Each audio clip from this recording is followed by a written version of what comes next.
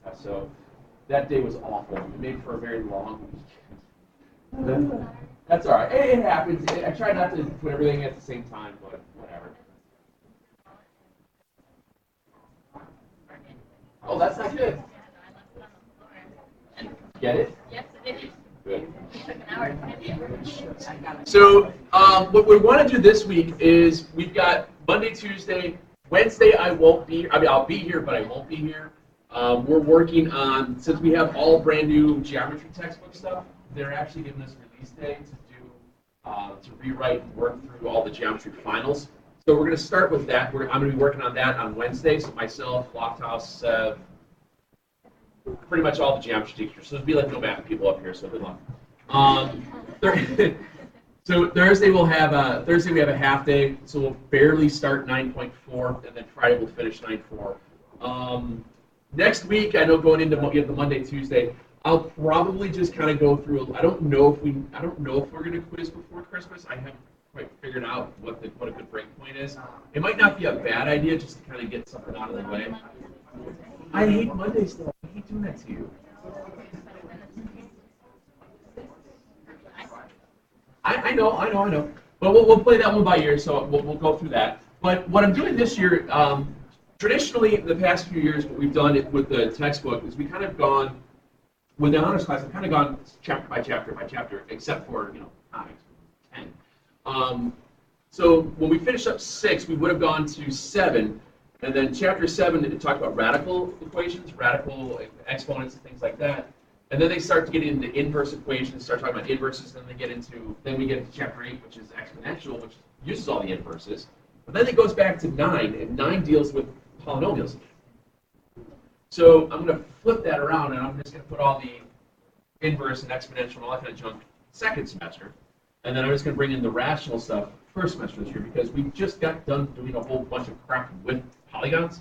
So why not finish with the rest of the polygon stuff with the graphing and the equations and adding, subtracting, complex ones, all that fun stuff. So I figured it wouldn't be a bad idea to switch it out. I don't think you guys would really mind. But anyway, what we're talking about today is what are called rational functions. And rational functions are just basically polynomial divided by polynomial. Whether it is a fully factored form, or a quadratic, or a fourth degree polynomial divided by a first degree polynomial, any one of those things. And all of these guys are going to have specific attributes and parameters and rules and things like that, where we're going to start over the first few days just talking about the graphs and going from there. I don't think we need to have graph paper, because a lot of times I like you guys just to kind of create your own best guess scenario things and just kind of approximate points and things like that. And I think that's always been okay. So, but if it winds up being where we need to use some graph paper, I'll get you some. I've got plenty. So bless you. Anyway, so polynomials. This is where you're talking about where we have functions. F of x is equal to p of x divided by q of x, where p and q are polynomials. Anyway, so as we get into this, what I want to do is think about what this looks like. And the idea here is when we start talking about graphs, remember how we always first learn. We would just make a chart, pick a couple numbers on the positive side, pick a couple numbers on the negative side, and throw 0. And that wasn't anything new. This was kind of like the mainstay of that you guys all learned how to graph way back in the day. So if we just do a cheap, easy graph, and I say x generates the y, so we have, let's say, -2, -1, 0, 1, 2. Vaguely remember making tables like that?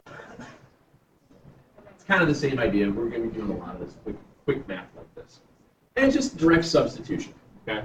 So you start substituting and you get 1 over -2, 1 over -1, 1 over 0, 1 over 1, and 1 over 2.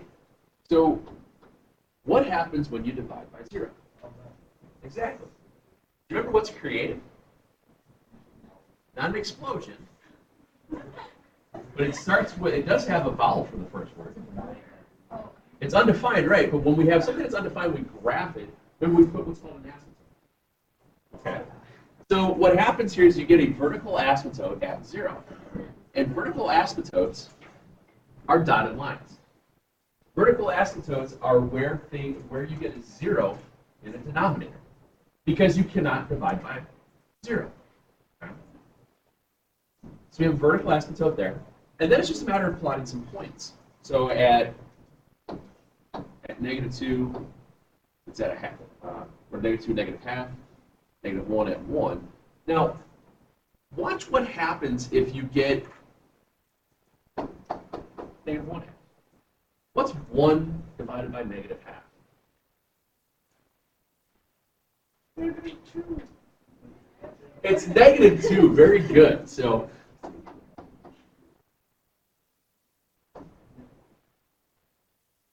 what's happening is that it gets closer and closer in here, and it does that.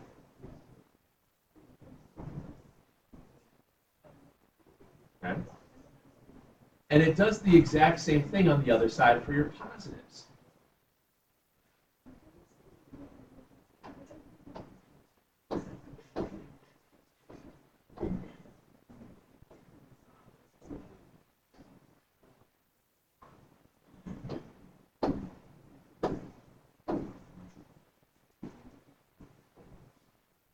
And you get that look. Okay? It's never going to get to 0 on either the x or the y axis, because you can get infinitely closer and closer and closer to something without actually getting there. Okay? Because there's always one number smaller or one number larger, things like that. You can always get closer to it without being there. All right? Now, what's going to happen here is that we're going to introduce to like a whole bunch of different. Sorry.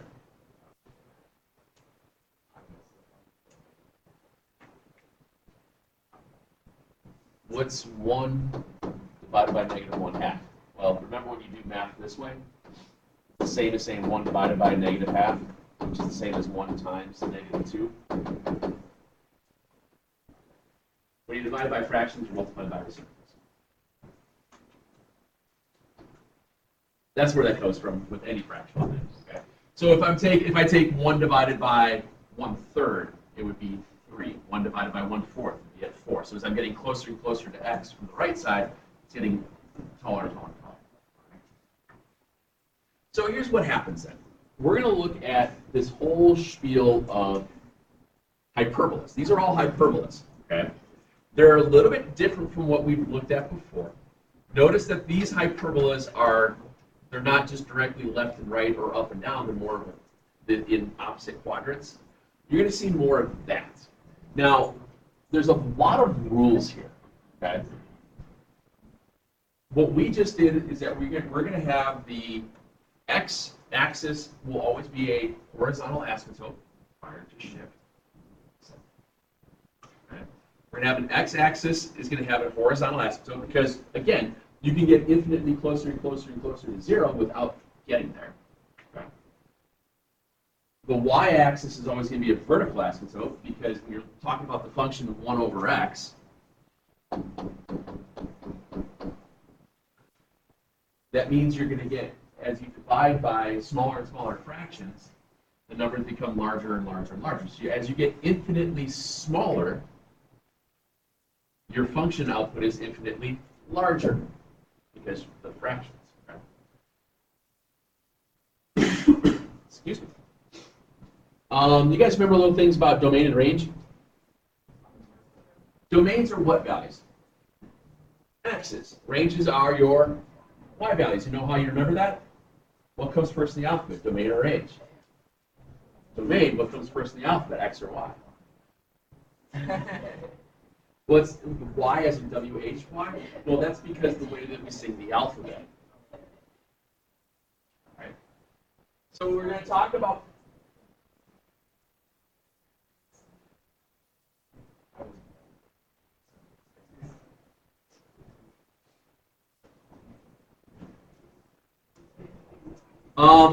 we're going to talk about what's called set notation later on as we talk about all of these.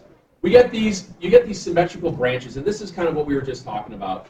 Why does all that work? Well, because how things flip across one another. As we talk more and more about these hyperbolas, and as they move around and things like that, depending upon when we talk about shifts and all that, you will see this mirrored image across the quadrants. Okay. whether or not your H and K, excuse me, your asymptotes could be here and here, or eventually they might move, and then we'll have stuff here and here. Okay.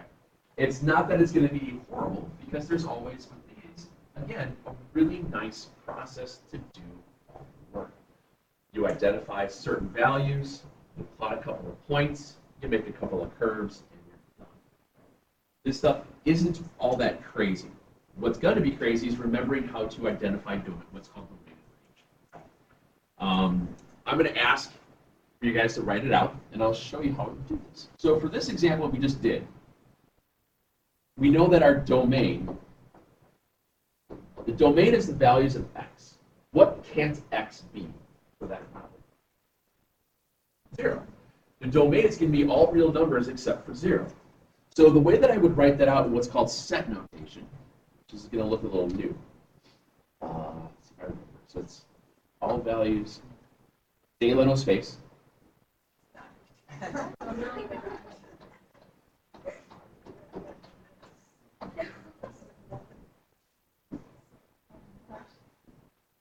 There's a class in college that teaches you how to draw that bracket. Yeah. A semester, 3 hours, 3 credit hours. Maybe your test is the one that needs to be graded still. I kid. This is called set notation. It's just a weird way of writing it. It's all the value in the domain of x such that this vertical line here means such that x can't equal 0. Your range, well, we had a horizontal asymptote at 0, so it's going to be all values of y such that y can't equal 0. And obviously those values will change from time to time.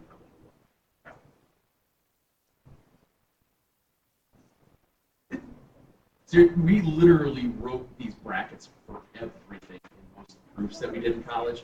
So that's why I joke about, you have to take that class, but so many things in college uses this set notation version like that. So that's why we just always draw it. Oh, proofs. College proofs are awesome.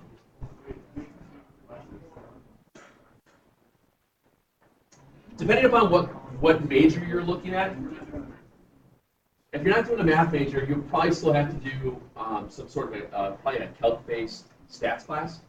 And I don't think you have to worry about set notation with that. I mean, you probably will, but you won't have to probably shouldn't have to do proofs. Okay. If you get into more of the engineering stuff, where you do have to take more of the math classes, where you probably have to take calc classes and the abstract algebra, you will have proofs that you have to worry about. It's exciting. So let's look at this one.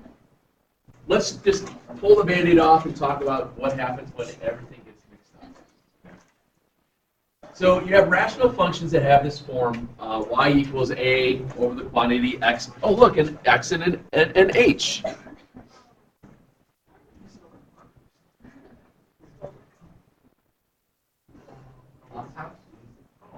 Yeah, you're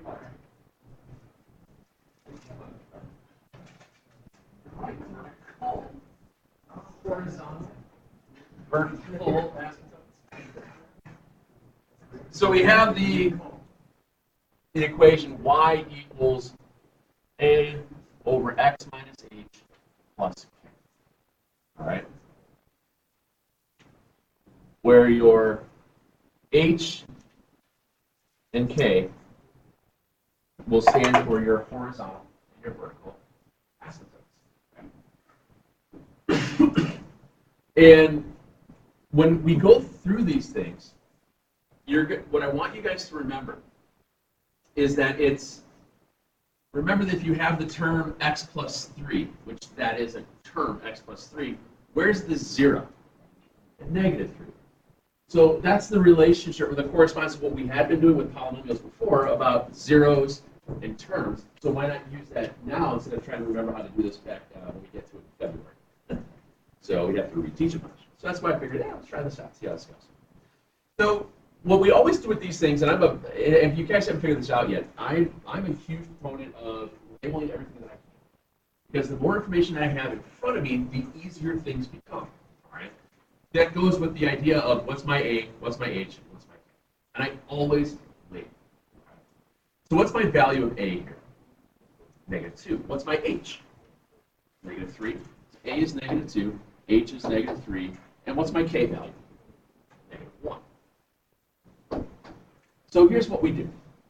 What I want to do is plot what the heck this looks like. So first thing is just pick a standard graph. Plot your asymptotes. Okay? You always start by plotting your asymptotes because technically what's happening is that the asymptotes are the shifted axes. The asymptotes are the shifted axes that you would just be bounding around towards. So if I have a horizontal asymptote at -3,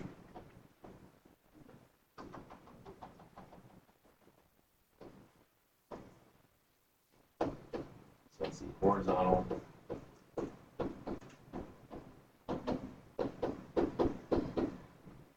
I have a vertical asymptote at x equals -1.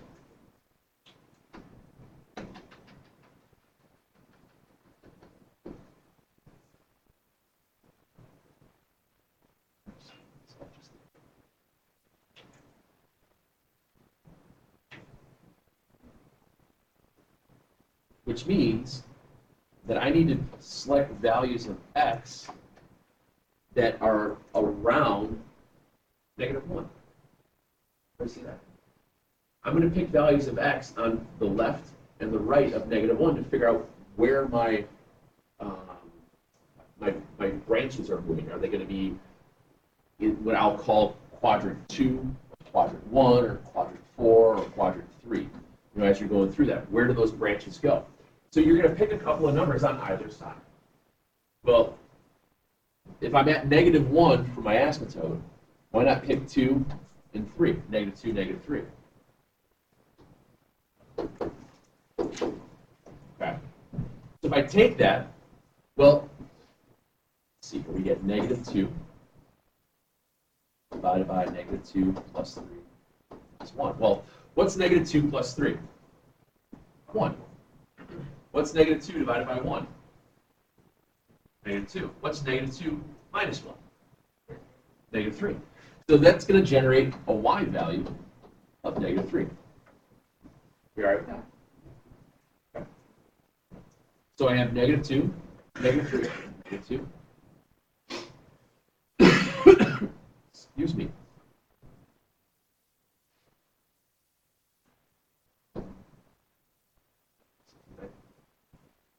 Where am I at? Oh, I put my H and K there, didn't I? I'm sorry. I just realized I just put my vertical asymptote's at -3, my horizontal was at -1. I'm sorry. I flipped that around. I totally just screwed that up, didn't I? I did. I'm an idiot. No, I'm sorry. I even labeled it and I wrote it down wrong. I'm sorry. I just realized I did that. I'm sorry. So -3.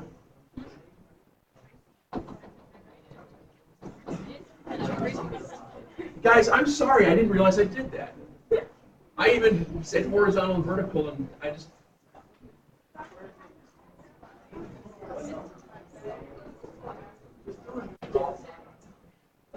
It's actually a good one. This is a good problem to go with. I'm sorry.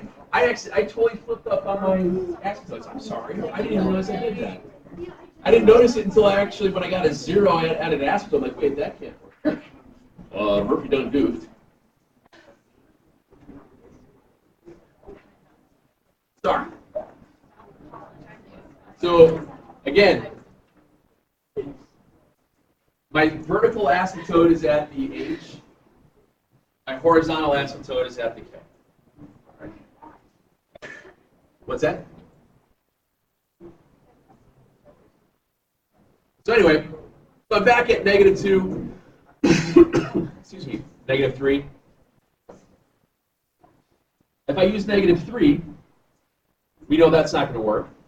That's why it's weird. So let's look at -1. So if I use -1,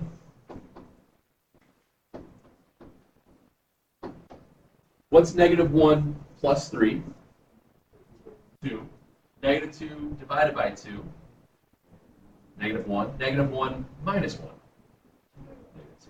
So at -1, it's at -2. So right there, you can tell what direction, by using just those 2 points, what direction that curve is going. Everybody see how it's moving up and to the right? Just by using, all you really need are 2 points to determine what's going to happen. And that's what I'm going to ask you guys to do. Get 2 points on either side, on both sides of the asymptotes, to show what directions it's moving. So this side is moving up here, which means the other one should be over here, and that quadrant. We'll say quadrant 2, even though it's not technically the second quadrant. So I have the vertical asymptote at -3, which means the other 2 points I'm going to check will be at -4 and -5. Okay. I want 2 points on both sides, because 2 points will tell you, see how you went from -2 at -3, then you were at -1 and -2, see how it's moving up? So you know it's going to have to do this, because of the way that the boundaries work with the asymptotes.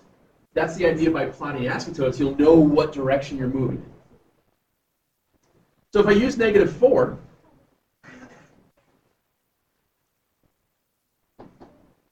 this is on the other side of the asymptote.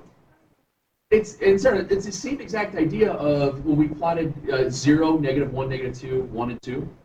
Only thing that's different here is that instead of being at 0, my 0 now is at -3, where that asymptote was. Okay.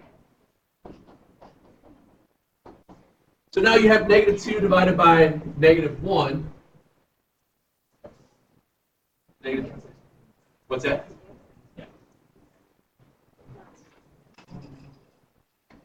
So -2 divided by -1 is 2. 2 minus 1 is 1.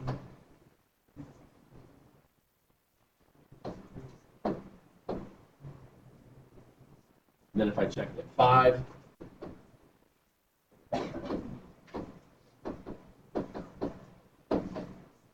and that one's going to be at 0, correct? Yeah.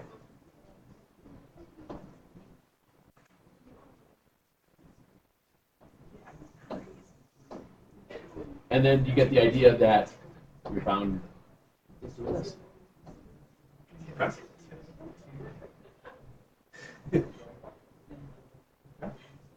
Remember, 2 points on both sides, that way you get your ordered pairs, and it works out. A lot of times you're going to get pretty clean numbers. Don't get me wrong, you're going to get halvesies and stuff like that thrown in there. It's not going to be terrible, okay? It really isn't. Shall we try another? This time I will try not to screw something up. No promises, no promises. Oh yeah, we'll do this one first. This one looks a little bit different. This is another form that we're going to look at. Lo siento.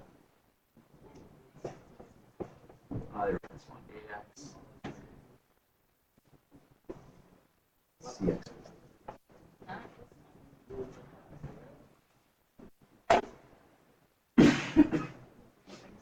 The other form that we're going to look at today is like this, where you've got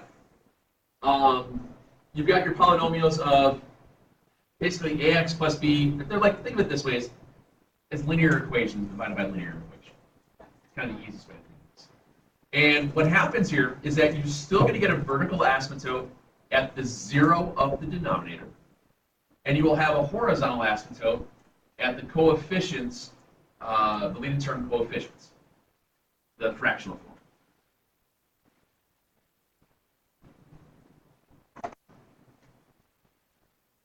So your vertical asymptote is at the 0 of the denominator, and your horizontal asymptote will be at y equals a over c. What's that? Over time, as you do more, as they've started to do all these things, it's one of those, the more repetition of a style problem, the more the rule becomes available to you, the more you see it. So that's kind of where all this stuff's coming from. It comes from just replication. Okay. So what we'll do here with this one is that this one's also fairly simple to work with. It's just a matter of getting your horizontal and your vertical asymptotes first, and then picking points on either side, just like we were doing earlier. And hopefully we we're going to screw it up. All right. The worst thing is that you have to always remember to find the zero from the denominator. Okay? Just like, and that's kind of where everything came from before. Remember, these guys will be terms, and then you just figure out the zero just by setting it equal to zero.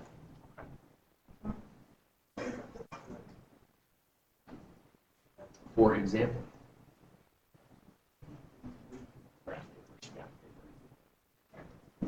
Y equals x plus 1 divided by 2x minus 4.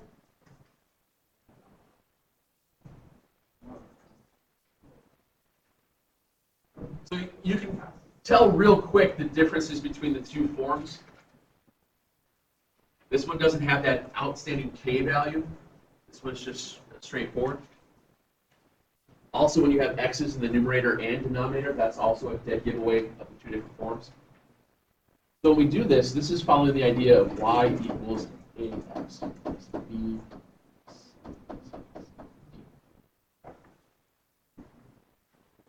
So the first thing we're going to do is find the zero of the denominator.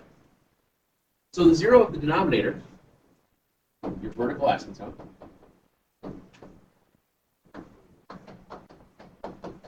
is going to be at where? At 2. Okay.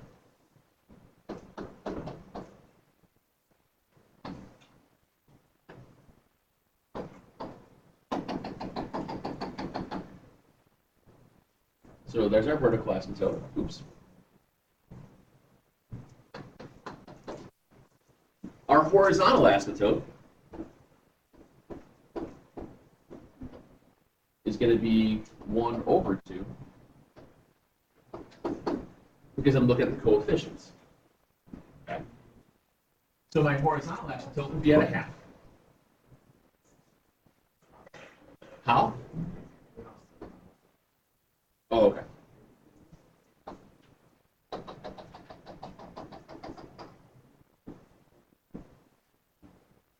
So now that means I'm going to pick values on either side of my vertical asymptote. I'm going to pick 1 and 0 for on the left side, and I'll pick 3 and 4 on the right side.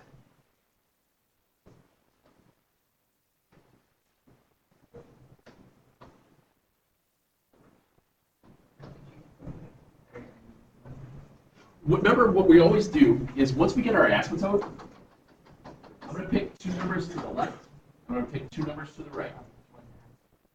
Oh, 1/2 the horizontal. It's the fraction form of the coefficients. So if I'm using 1, so we get 1 plus 1 over 2 times 1 minus 4. You get -1.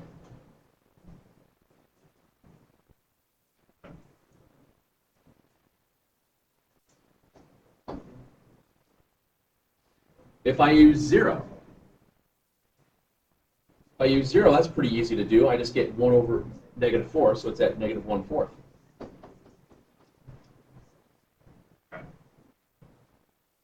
So by there, you know now what direction it's moving. It's moving up to here. Just by those 2 points, you know that it's moving up towards it. That's why you only need to have 2 points for that. That's why we only need to have 2, because it tells you direction. Plug your asymptote, go through your points, and hug the asymptote. All right. On the other side,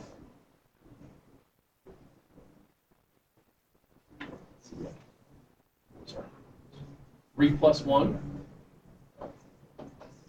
over 2 times 3 minus 4. You get 2.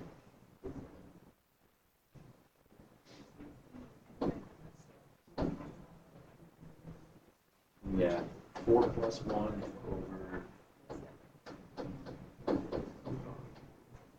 so that's 5 over 4. How do I know? What you said? Oh. So 5/4 is what? Not a real big number. 1 1/4. So it's about here-ish. And again, you've got 2 points that show your direction. Remember, these guys are going to be mirrored images of one another. They're just flipped across the axis. Yes, sir. Yes, sir. So, and this is the next part. The domain for this one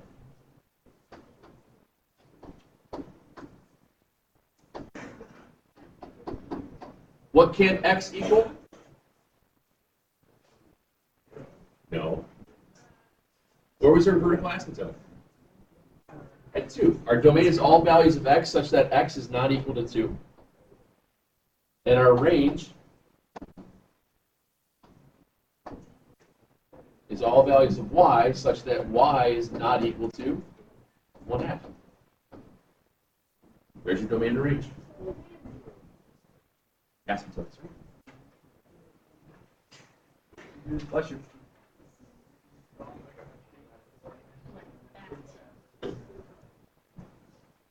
It's years of practice. Years of practice. You know. Yes. Yes.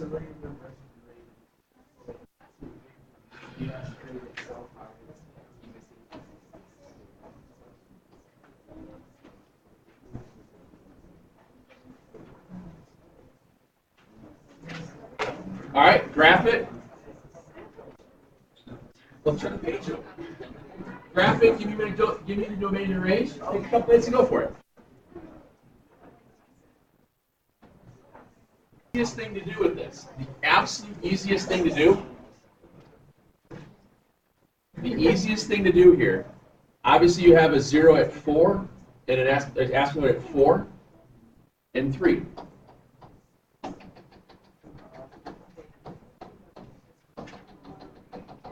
Okay?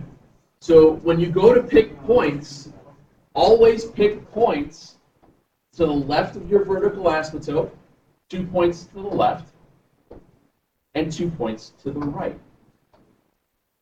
That's how you pick your values. That's the easiest way to do that. When you pick those values, then you'll know what side of those newly formed quadrants, if you will. They're not technically quadrants, we'll call them quadrant lights. And then that way you know the direction of where the points will wind up. That's how you decipher where things are going. So you'll have -1 over 3 minus 4 plus the 3. So -1 divided by -1 is 1. 1 plus 3 is 4. So 3 and 4. So that tells you that it's going to be top left, and then the other one should be in the bottom right. Just from that info. That's why we choose those. Okay. You pick the next number. -1 divided by 2 minus 4 plus 3. Well, that's 1/2. 1/2 plus 3 is 3.5 or 7/2. Yeah. Is it okay if I cheat and write 3.5 because I know it's just a halvesy? Well, I'm going to. So there.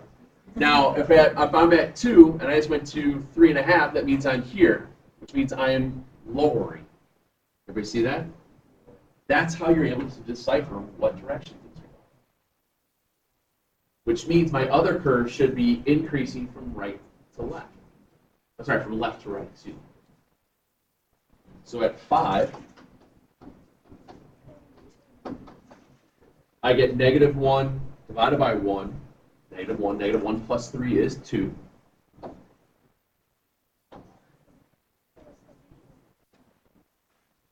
-1 over 6 minus 4 plus 3. So that's -1/2. That's at 2.5.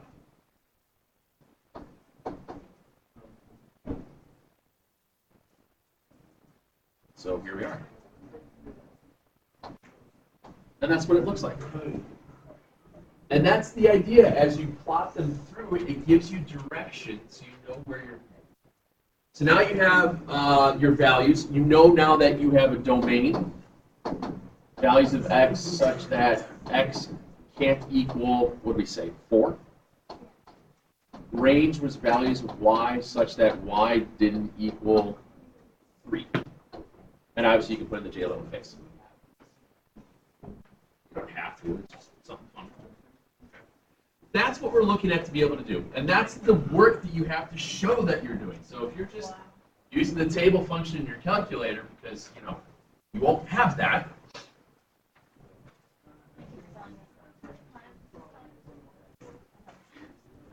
So you have to get used to not being able to use tables and stuff. So, okay. What I want you guys to do for these things, we get the problems out.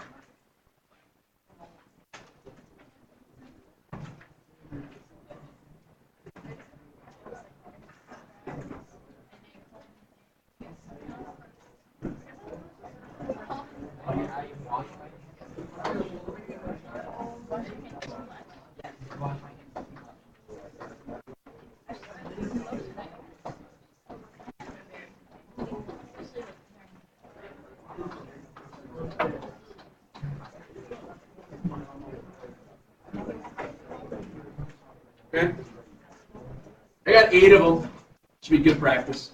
4 of each style. Okay. Domains and range, and go from there. Okay. I posted PDFs on this stuff this morning, so this should be all up there and going. I think I remembered to actually have it so you can actually open it. I tried to remind myself to do that. So you go from there. All right. Always label 2 points. What's up?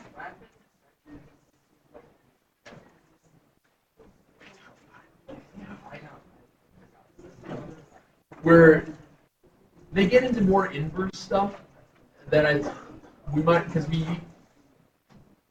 think this makes more sense to finish up after polynomials, because after this, then everything changes again. So why bounce back and forth between the 2 different styles? So try this out. So yeah, I'm just gonna see how it goes. Yeah, because I'm gonna do a weird craft tomorrow. Hey, guess what? Slant asymptotes come back tomorrow.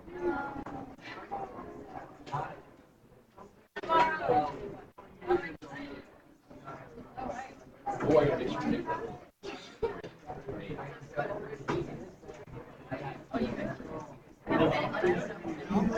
And every time you like, PDF,